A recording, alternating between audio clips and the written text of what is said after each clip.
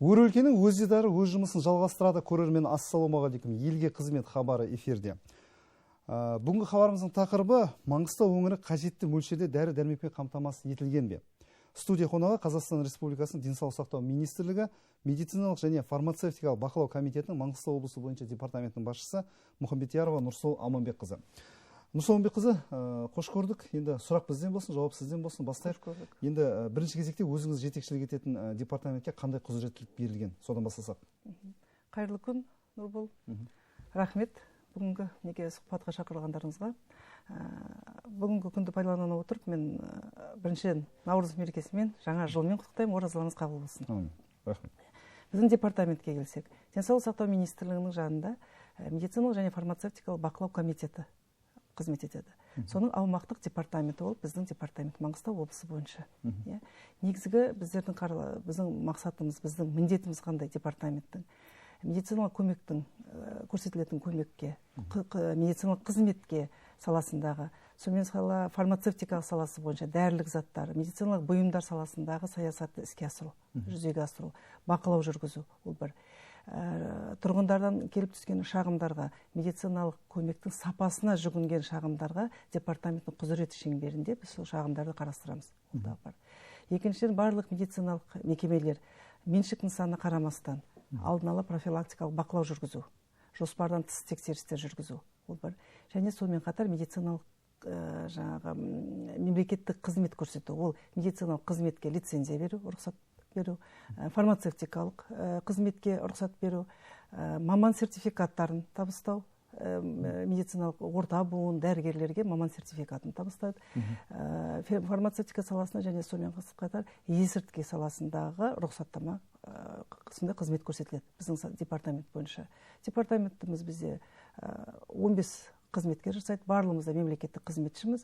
Барлық нормативтік денсаулық сақтау министрлігімен бекітілген, Қазақстан Республикасының үкіметімен бекітілген нормативтік құжаттармен қызмет етеміз біздер. Біріншіден, біздің ең негізгі сіздердің айта кететін жағдай, қандай неге, қандай көрсеткіш, қандай біз қорытынды жасаймыз осы неткізіп жатқанда. Өзіміз білеміз, Маңғыстау облысында бүгінгі таңда медициналық клиникалар, медициналық орталықтардың көбеюі. Бүгінгі таңда 16 мемлекеттік болса, содан 60-тан астамы жекеменшік клиникалар. Олардың барлығы да мемлекеттік тапсырыспен қызмет етеді. Және олардың көрсетілген қызметінен сапасына қадағалау жүргізу департаменттің құзыретінде, біздердің құзыретімізде. Оларға рұқсат беру. Қандай да көмекке алуға лицензия, мемлекеттік лицензия дейді, немесе рұқсат беру. Ол заң аясында барлығы да. Ол барлығы мемлекеттік қызметке жатады.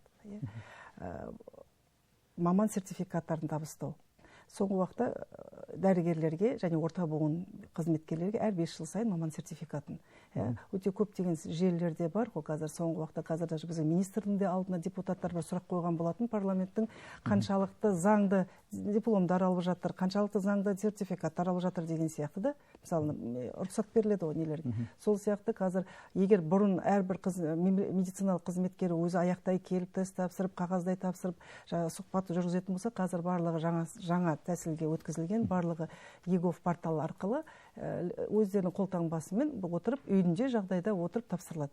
Оны біздер тексеріп барып, базамен енгізіліп, содан кейін ғана табысталады сертификаттар. Ол мемлекеттік қызметке жатады, және ол біздің департаменттің құзыретінде. 21 жылдан бастап мемлекеттік қызмет, медициналық қызметке лицензия беру департаменттің құзыретіне денсаулық сақтау басқармасы біздерге ауысқан болатын. Жылдан жылға жеке кәсіпкерлер арасында қызығушылық көбейіп кетті. 20 жылмен салыстырғанда бүгінгі таңда, соңғы 3 жыл, бүгін 1-90 аяқтап жатырды, 19,8%-ға дәріханалардың ашылуы көбейіп кетті. 20 жылмен салыстырғанда. Себебі ол жеке кәсіпкердің дамуы, микро шағын бизнестің дамуына сәйкес, ол сұраныс бар деген сөз болып тұр ғой. Сонымен қатар денсаулық сақтау министрлігімен қабылданған реформаға сәйкес мемлекеттік тапсырыстық алып деген сияқты медициналық жеке меншік клиникалар көбейіп кетті. 10%-ға ол көбейіп отыр. Соңғы 2 жылдың ішінде. Ол барлығы да біздің Маңғыстау облысында болып жатқан жағдай. Түсінікті. Енді мына алға жоспар деген бар, жылды қорытындылау деген бар. Жалпы өткен жылды қалай қорытындыладыңыз? Ауыз толтырып айтатында жаңалықтарыңыз бар ма? Кейбір статистикаға көз жүгіртсек, қандай бір ауыз толтырып айтатындай мүмкін мына қандай салаларға сұраныс көп болды? Мысалы сіз айтып отырған 6 қызмет түрі бар ғой. Соның ішінде қандай сұраныстарға жоғары? Сұраныс ең көп жоғары фармацевтика саласы, жеке кәсіпкерлер арасында дәріханалар ашу, дәріханалық пункттерді ашу, сол ең көп екені. Жаңа тағы айта кетем, медициналық клиникалар ашуға өте көп болды. Кез келген берген өтініштің міндетті түрде ол жаңағы қанағаттандырылуы емес, міндетті түрде ол заңға сәйкес тексеріледі. Егер облыс республика деңгейінде 40-45% бас тарту болса, біздің Маңғыстау облысы, біздің департамент тарапынан, жаңағы біздің мамандардың қызметінің арқасында 33% бас тартылу болды. Ол енді аз да емес, көп те емес, ол жақсы. Біріншіден, әрине ол алғашқы рет жаңағы ЕГОФ арқылы кез келген кәсіпкер құжатты енгізе алмайды, оған түсіндірме жұмыстар міндетті түрде жүргізіледі. Біршама соның заңды түрінде солардың сол кәсіпкерлікпен алдын ала айналысу, тем более Атамекен палатасының арқылы келеді барлығы да, олар алдына жоспар қояды. Әр кәсіпкердің артында ол өз алдына бір кредиттері бар, қаражылық бір алдына қойған мақсаттары бар да. Соны біріншіден оның клиниканың көбеюі бізге ол тұрғындардың медициналық көмекке қол жетімділігі артылады. Сондықтан оны неқұрайлы ашылған әрине жақсы, бірақ ашылған клиниканың көрсетілген сапасында ұмытпауымыз керек, ол міндетті түрде. Себебі саны барда сапасы жоқ дегенге келмеу үшін кез келген, жаңағы айттым, жеке кәсіпкер болсын, шағын болсын, микро болсын, жоспарлы түрде, жоспарласыз, егер жаңағындай шағын түскен болған жағдай болса, болмаса құзырлы органдардан материалдар келіп түсіп жатқан жағдай болса, міндетті түрде ол тексеріліп, өздерінің жаңағы шараларын қолданып жатырмыз оларға да. Мысалы, сіздер енді уәкілетті органсыздар ғой, мысалға да, мемлекеттік мекемесіздер. Енді мына жалпы мына әлеуметтік желілерге шолу жасайтын болса, кейбір бұқаралық ақпарат құралдарына көз жүгіртсек, мына медициналық сапаның жоқтығын айтып, немесе көңілі толмай, бізде медицинада кемшіліктер көп деп, яғни уәкілетті органдар, сіздің департамент айтуы мүмкін, санитар эпидемиологиялық, тағысын тағы әлеуметтік сақтандыру қорына да желіп жатады. Сонымен қатар прокуратурасы, жалпы енді мына қадағалаушы, бақылаушы органдар қайда қарап отыр деген сияқты мәселелер айтады. Енді бір статистика көз жүгіртейікші, өткен жылы қалай болды, қанша шағым түсті, қандай мекемелерге? Кішкене қысқаша айтқым келеді, шағым азаймайды, көбеймесе. Неге шағым көбейеді, неге дәрігерлеріңіз дұрыс жасамайды, болмаса қызмет көрсетпейді ма деген баға қойғысы келеді. Ол одан емес деп ойлаймын. Біріншіден, шағым беруге оңтайландырды. Өтініш порталы бар. Солай ғой, қазір бұрын тұрғындар аяқтай жазып, оны аяқтай келіп тапсыратын болса, қазір үйден отырып, өтініш арқылы өз шағым түсіре алады. Цифрлы Қазақстан. Ол мемлекеттің халыққа деген жақындастығы ғой, ол бір. Екіншіден, қазір жаңа біздің жаңа келген әкіміміз ғой, енді әкім облыс келгелі осы орталықтандырған чат ашты. Білесіз, Телеграм каналда. Кез келген халық смартфоны бар, үйде алады шағым. Ол да шағым статистикасына жатады. Солай ғой. Ашық есік күндері көп ұйымдастырылып жатады. Әлеуметтік желіге өзіміздің парақшамыз қойсақ, міндетті түрде ол жерге адам өзінің жаңағы ұсынысын білдіреді, шағымын түсіреді. Ол да статистика, соған шағым көбейеді. Негізінде біздің Маңғыстау облысы бойынша Қазақстан өткен 22 жылмен салыстырғанда шағымның әртүрлісі бар.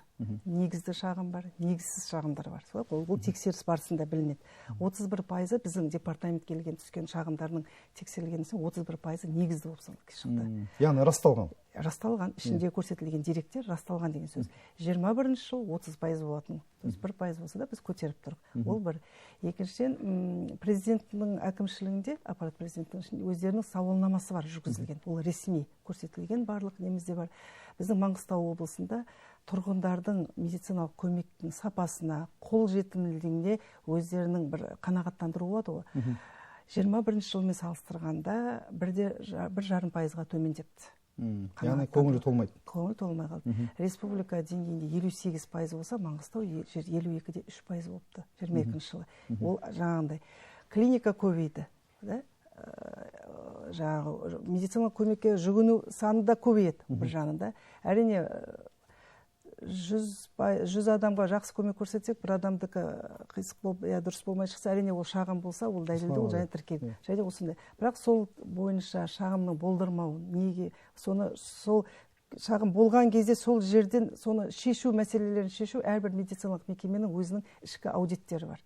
Сол шағымды есіктен шығарғызбау керек. Сол жерде келіп түсті шағым, осы жерде шешіп, осы жерде мәселесін шешіп беру керек.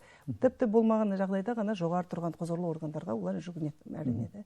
Бізде көбінесе жаңағы әлде тұрғындар арасында білмеушілік бар. Әр мекеменің өзінің сондай бір аудиторлық қызмет бар екен. Дәрігерлерінде бар. Мүмкін дәрігерлерде жаңағы айыптай беруге болмайды. Оларында мүмкін айтқан сөзі басқаша естіліп қалады. Жаңағы 31% дәлелді дегеніміз қағаз бетіне түсірген, өздерінің арыздарында көрсетілген деректердің дәлелділігі.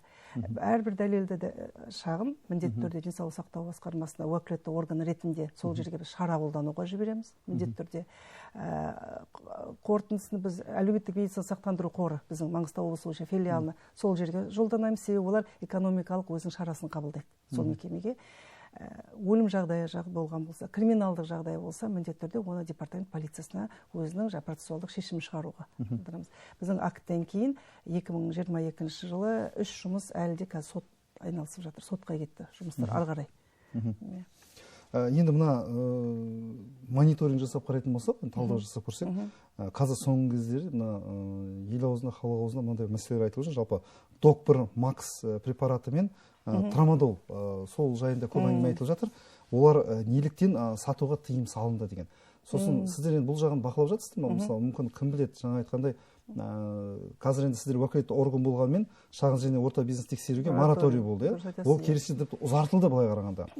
Сондықтан енді кейбір енді барлығына бірдей топырақ шашу болмайды. Дегенмен бір заңды айналып өтіп, белшесінен басып, бір табыс табуды көздеп, заңсыз әрекеттерге барып жатқан мүмкін мұндай жағдайлар бар шығар. Өте өзекті сұрақтар, мәселелер ол бірінші жаңа неден бастайық, жаңағы трамадол мен Док-Макс.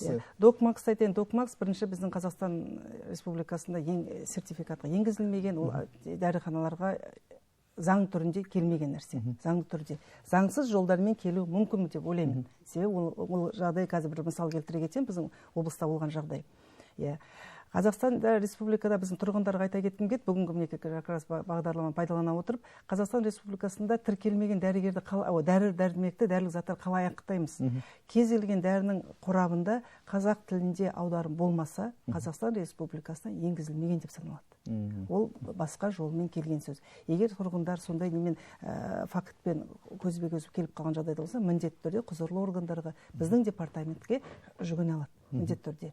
Жаңағы айтайын деп отырған мысалым, жақында бізге есірткі мен жаңағы күрес басқармасы бар ғой. Солардан біздерге материал келіп түскен болатын. Бейнеу темір жолында жаңағы Өзбекстаннан келе жатқан бір азаматша ұсталып, 3 қорап дәрі-дәрмекпен біздің Қазақстанда енгізілмеген дәрі-дәрмектермен ұсталған болатын. Бұл енді контрабанда ғой? Ол контрабанда. Себебі кез келген дәрі заңды түрмен келмесе, келген транспортировкасы, логистикасы қалай болды? Оның сақталу режимі сақталды ма? Мүмкін оның мерзімі өтіп кеткен дәрі болатын болар. Сондықтан біздерде қазір барлығымыз көзіміз ашықпыз, оқып білеміз деген сияқты. Егер қораптың сыртында қазақ тілінде ешқандай аударым болмаса, ол енгізілмеген Қазақстанға заңды түрде келмеген дәрі болып саналады. Ол бір. Екінші трамадол. Бұрын трамадол деген ол енді ресми қазір есірткі заты ғой. Ол ресми есірткіге қаулы енгізілді, ол есірткінің қатарына енгізілді. Бұрын ол деген рецептпен тек қана берілетін еді. Бірақ рецепт дегенмен заң бұзушылықтар болды. Дәріханалар, жеке кәсіпкерлер, кәсіпкердің қожайыны өзі білмегенмен, ана ішінде сатушысы бар. Ол да табыс көз. Ол өте арзан дәрі. 500 теңге тұрады деймін. Оны бірақ 5000 теңгеге сатады. Оны кім алады? Оған есірткі тәуелділер жаңағы ауыртпашылығын жою үшін алады, мысалы. Оған өте қазір жаңағы есірткімен күрес басқармасы әрдайым солар айналысады. Олар өздерінің жоспар түрде рейд жасайтындар болады. Оған біздің департаменттің мамандары барады, бірге бірлесіп барады. 21 жылы бізде 4 іс тіркелді. Осы рецептсіз жіберілген трамадол. 4 жағдайдың 2 жағдайында лицензиясынан айырылды. Сотқа дейін барып, 2 дәріхана өздерінің айыппұлдарын салып, енді олар содан кейін жағдай кестірген жоқ. 22 жылы бір жағдай ғана тіркелді. Олар енді айыппұл хаттама толтырып, айыппұл салды. Енді кеше наурыздан бастап ол есірткіге енгізілді. Біздің егер кез келген дәріхана бұрын трамадолды рецептпен бере алса, енді рецептпен де бере алмайды. Себебі ол дәріханада есірткіні сақтауға деген лицензиясы болу керек, рұқсаты болу керек. Біздің Маңғыстау облысында 16 қойма бар, лицензиясы бар. Соның нақты жұмыс жасап тұрғаны 8 ғана. Екеуі ауылды жерде, қалғаны біздің Ақтау қаласында. Сол қоймалардың тек қана біреуінде есірткі сақтауға болады дейді, рұқсат қағазы бар. Сондықтан одан шешім шығарамыз да. Тек қана сол медсервис бар бізде қойма, солдан ғана нелер жаңағы сақтай алады. Басқа дәріханалар олар бұрынғыдай алып рецептпен береді деген енді ол тыйым салынады. Егер ол бұрынғы жағдайда трамадол жаңағындай сатумен ұсталған жағдайда айыппұл салсақ, ендігі осы қаулыдан кейін енді ол қылмыстық кодекспен қылмыстық іс қозғалады, оларға айыппұл салынбайды ол жерде. Түсінікті. Мына жерде менде тағы бір сұрақ туындап тұр. Мысалға қазір денсаулық сақтау министрлігімен келісілмей, яғни түрлі жаңа шөп, басқа да бір дәрі, витамин деп, мысалы флакон осыны алсаң, жаңағыдай бірнеше курс алсаң жазылып кетесің, ол сені кез келген ауруды емдейді, тіпті туберкулезді де, онкологияны да, тіпті деп сондай бір нелер көбейіп кетті. Мысалы сет деп айтамыз ғой, сет. Ол биологиялық белсенді заттар ғой, баттар. Ол енді витамин дейді. Біреулер мысалға онымен келіспейтін де тұстары бар. Мысалға кездесіп жүрміз, көріп жүрміз, шақырады, жиналыстарға шақырады. Өте көп, олар көбейіп кетті. Олар қалай болып жатыр? Оларды қадағалауға болмай ма? Мысалға біріншіден қазір біздің Қазақстан Республикасының заңнамаларына сәйкес белсенді биологиялық нәрселер, препараттар, баттар, олар дәрілік затқа жатпайды. Сондықтан жаңағы дәрілік заттың саласында, фармацевтика саласында заңнама нелерге жүрінбейді оларға біріншіден. Мен оны не үшін айтып отырмын? Мысалға адамдарды сендіреді. Вот соны алсаң, сен жазылып кетесің. Сен ұмытасың барлығын. Қош бол деп айтасың кез келген ауруға деп. Сонда бір сұрақ туындайды. Онда бізге медицинаның не керегі бар? Медицина бақылап қадағалап не керегі бар? Демек біз әрбір бір шөпке, әр затқа бір сеніп емдеде берсек, онда уәкілетті органдардың қаншалықты қажеттілігі бар деген сияқты. Бұл да бір үлкен тенденция алып бара жатыр. Себебі ол деген жақында өзіңіз білесіңіз, Атырау қаласында болған жағдай. Ана кішкентай баланы нәрестеге хиджама жасалған. Хиджама медициналық қызметке жатпайды. Неке, мысал үшін да. Ол жаңағы, ол қазақи емдікке де жатпай тұр ғой, мысалында. Ол хиджама. Қалада бізде тугис арқылы біз білдік қаншасы бар екен. Оларға лицензияның қажеті жоқ. Сол үшін біздер бір ұсыныс беретініміз де сол ғой. Құзырлы органдарға айтамыз, полицияларға айтамыз, жаңағы әкімшіліктің тарапында мониторинг топтарға жүргізейік. Біздің мамандарды құрамына біз енгізуге дайындармыз депті. Себебі ол жерде де халат кигендіктен жаңағы бетін тіліп жатыр, кесіп жатыр, инвазивтік метод болғандықтан ол міндетті түрде ол жерде гепатиттің көбеюі. Бізде қазір ЖИЦ ауруының көбеюі. Кім кепілдік береді, қай жерде ол болған. Және олардың жаңағы жасалып жатқан кішкентай балалардағы жаңағы жарайды сүлік салады, ол енді қан, мына жерде кәдімгі бетін тіліп жаңағы хиджама салған жағдайда ол міндетті түрде ол жерде әртүрлі ауруларды жұқтыруға ешкім кепілдік бере алмайды бұл жерде. Бірақ енді заңнамада ол болмағандықтан қазір ешқандай шара болды. Мүмкін қазір кодекске үлкен өзгерістер енгізіліп жатыр. Денсаулық сақтау жүйесі халық денсаулығына қайтадан өзгерістер енгізеді. Мүмкін осылардың бәрі ескертіледі деген ойдамыз. Яғни сіз осы саланы маманы ретінде, педиатр ретінде, дәрігер ретінде бұл саясат қолдамайсыз ғой? Әрине қолдамаймын. Әрине қолдамаймын. Себебі деген, мен тек қана хиджаманы айтпаймын. Екіншіден бізде Ақтау қаласы осы жалпы тек қана Ақтау емес, бүкіл Қазақстанда сұлулық салондары көбейіп кетті ғой. Сұлулық салондарда біздер қазір небір түрлі ерінді үлкейтіп жатады ғой. Барлық пластикалық операцияға жақын негізінде ол жасалмау керек. Ал ондай пластикалық операция міндетті түрде лицензиясымен оның маман сертификаты болу керек. Біздің Ақтауда жақында осы жылды ғана болған жағдай, осындай бір азаматша шағым түсірді. Ерін үлкейтуге филлер деген бір дәрілік нәрсе бар екен, соны енді ол ыңғайсыз жасалған жағдай болыпты, дұрыс болмаған. Ол асқынумен біздің Маңғыстау облыстық ауруханасына түседі. Асқыну өміріне зардап шекті, өміріне қауіп төнді деген сөз ол деген. Одан әрине ол бізге шағымданғаннан кейін біз жаңағы тексеру жүргізгенде жаңағы салонның, сұлулық салонының қолындағы құжаты, мейірбике деген құжаты заңсыз болып шықты. Қайдан? Оны біз енді департамент пен құзырлы органдар айналысады, енді солда өзінің лицензиясы жоқтығы. Бірінші кезек болғанда әрине айыппұлмен құтылады. Екінші рет болса әрине ол енді қылмыстық қудалау болады.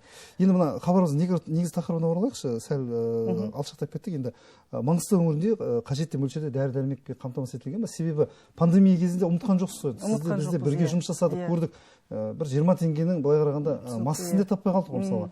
Сол кезде біраз дәрілердің жоқтығын біз байқадық. Мысалы, препараттардың уақытында жеткізілмей жатыр, түрлі жаңа кеденде тұрып қалып жатыр деген сияқты түрлі. Енді қор жеткілікті ме? Ол жағынан мониторинг, талдау жасалып жатыр ма? Қазір айтайын, фармацевтик саласында жаңа айттым да, біздің лицензия 99% жекеменшік нысандар болып саналады. Ол сразу айтайын да, мемлекеттік. 1% тек қана медициналық мекемелерде тұрған өздерінің медпункттары болар, жаңағы аптечный пункттар бар.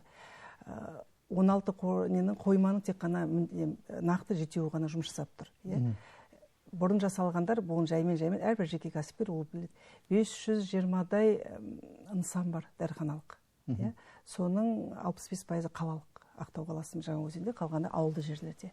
Бізде ең соңғы бүгін Шайыр ауылы, Үштаған ауылында жоқ жеке кәсіпкерлер енді олар ашып өздері дәріхана ашып жатыр. Бірақ үлкен ірі қалаларда бізде дәріхананың жабуы да көбейіп жатыр. Себебі өтініш жоқ. Бұрынғыдай жаңа пандемияның уақытында пайдаланып, елдің бәрі табыс көзінің жақсы жер екен, бизнестің жақсы дамитын жер екен деп көп ашуында ашып алды. Бірақ жабылу да көбейіп жатыр. Себебі дәрі жеткіліксіз деп дәрі айта алмайды, дәрі жеткілікті. Тиісті дәрілердің барлығы бар. Біріншіден. Екіншіден, барлық медициналық мекемелерде жеке меншік болсын, мемлекеттік болсын, СК фармация арқылы алған дәрі-дәрмектер тегін берілетіндер бар. Олар өз алдына. Тегін берілетін дәрі, мысалы үшін мына дәрі тегін берілсе, сол дәріні ақылы түрде дәріханаларда болмайды. Себебі дәріхана жеке кәсіпкерге оны әкелу тиімсіз. Ол мына жақтан үкімет беріп жатқан затты ода тұрып қалатын болғандықтан. Соңғы кезде қазіргі жеке кәсіпкерлердің үлкен уайымы шектеу баға болды ғой бізде. Шектеу баға болды. Сондықтан табыс бұрынғыдай түсіре алмайды. Шектеу бағаны мен тағы қазір айта кетемін, осы жерде үкіметпен бекітілген, денсаулық сақтау министрінің бекітілген 7000-ға жуық дәріге шектеу баға қойылды.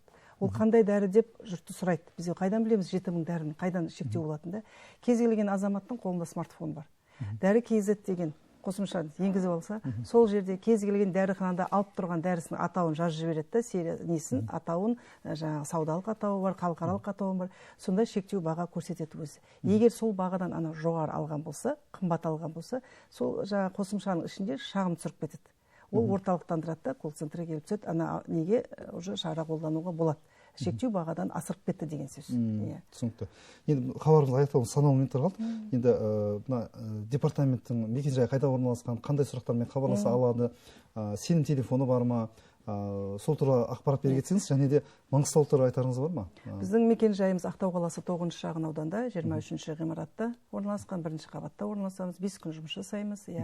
Өздеріміздің телефондарымыз бар, 42000608 деген. Жеке азаматтар жеке сұрақтармен жеке сұрақтармен біздердің өзіміз бөлек ғана жаңа сыбайлас жемқорлық алдын алу деген бір жағынан бөлек бөлмеміз бар. Кез келген маманға келген сұрақтармен сол бөлмеде жаңа сұхбаттасады. Әр ненің жаңағы аптаның сәрсенбі күні басшының орынбасары қабылдайтын уақыты бар, жұма күні мен өзімнің қабылдайтын уақытым бар. Бірақ ол күнге қарамаймыз, келген азаматтарды біз міндетті түрде хабарласа береміз. Бос болсаңыз хабарласа бересіз. Міндетті түрде. Енді жыл басынан бері қанша адам қабылдап үлгердіңіз? Бізде де күніне 15-20 адам міндетті түрде келеді. Бірақ көбінесе келетіндер медициналық қызметке жүгінуге, жаңа нелерге, жаңа лицензия алуға, сапа алуға. Көбіні де жаңағы шағындар түсіреді олар тұрғындардан. Мен айта кеттім бет, бүгінгі нені пайдалана отырып, құрметті тұрғындарға, маңғыстаулықтарға, біріншіден дәріханаға барғанда жаңағы айта кеткен, кез келген дәріхананың лицензиясының бар жоғын міндетті түрде жарысында ілініп тұру керек, оны қарап бағалау керек. Кез келген алған дәрінің қорабына қарауымыз керек.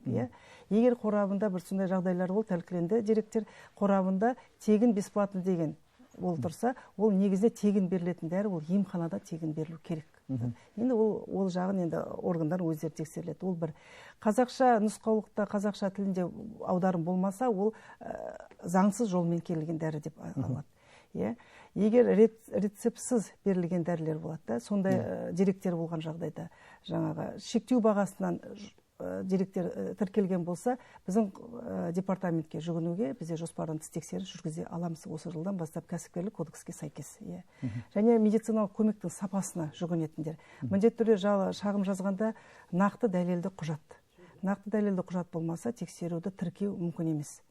Арнайы есепке тіркеу бар прокуратура деңгейінде. Сондықтан біз жазған шағымданушыны міндетті түрде телефон соғамыз, қосымша сұрақтарыңыз болса келеміз деп. Кез келген шағымды біз тәуелсіз сарапшыларды тарта отырып жүргіземіз тексерісті. Тәуелсіз сарапшылар Қазақстан облысынан Қарағанды болады, Ақтөбе болады, біздің облыстан сырттан. Түсінікті. Нұрсұланбек қызы, енді бізге берілген уақыт осымен тамам. Енді барлық мәселені бір хабарда қамту мүмкін емес. Сұрақтар өте көп. Біраз сұрақтар қалып қойды, енді қойылмай қалды, бірақ мен ойлаймын, бұл біздің бірінші және соңғы кездесуіміз емес. Сәтін салса әлі талай студия осы хабар болмаса да басқа да хабарларда басқа сұрақтарға әлде жауап аламыз деп. Сізге көп рахмет, уақыт тауып келіп, біраз нақты сұрақтарға тұшымды жауап бердіңіз. Жұмысыңызға сәттілік тілеймін. Рахмет. Сізге рахмет. Қадірлі телекөрермендер, осымен елге қызмет хабарының кезекті санын аяқтаймыз. Эфирде келесі жүздескенше аман сау болыңыздар.